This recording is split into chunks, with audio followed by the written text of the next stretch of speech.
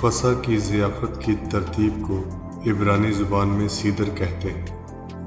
اس کے معنی اور دستور، طریقہ اور ترتیب کے ہیں۔ یہ یہودیوں کا تہوار ہے جو فصح کی یہودی عیدوں کو شروع کرتا ہے۔ یہ تمام تر دنیا میں عبرانی کیلنڈر کے مطابق سال کے پہلے مہینے نیسان کی 15 تاریخ پر منائی جاتی ہے۔ یہ مہینہ گریگورین کیلنڈر کے مطابق مارچ اپریل میں آتا ہے۔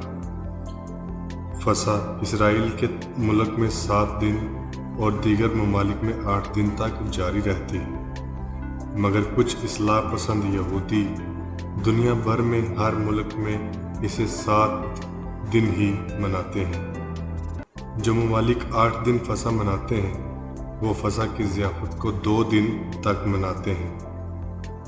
فصح کی ضیافت شراکتی اور اجتماعی ضیافت ہوتی ہے، جس میں خاندان کے اندر کئی نسلیں شریک ہوتی ہیں۔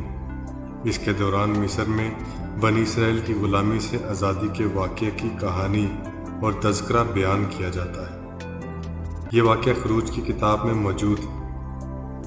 فصح کی ضیافت کا دستور بائبل کی اس آیات پر بنیاد رکھتی ہے جس میں یہودیوں کو مصر سے خروج کرنے کی کہانی کو بار بار بتانے کے لیے حکم دیا گیا ہے۔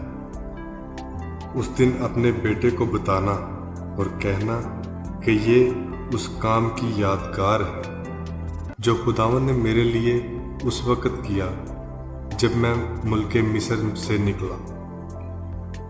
روایت کے مطابق خاندان، رشتہ دار اور احباب شام کو اکٹھے ہوتے اور ہگادہ پڑھتے ہیں۔ یہ ایک قدیم تحریر ہے جو مشنا سے لی گئی ہے۔ ہگادہ میں بنی اسرائیل کی مصر میں غلامی سے آزادی کا تذکرہ، خصوصی برکات اور رسومات، تالمود سے تشریح اور فصح کے گیت شامل ہیں۔ واقعہ کا تذکرہ اور کہانی بتانے کے سیدر کی رسومات میں کہانی کے بتانے، کہانی پر بحث کرنے، مے کے 4 پیالے پینے، ماتسا خصوصی روٹی کھانے، علامتی کھانے میں جو سیدر پلیٹ میں پڑا ہوتا ہے، شرکت کرنے کے اعمال اور رسومات شامل ہیں۔ یہ آزادی کی سب سے زیادہ منائی جانے والی عمومی رسم ہے۔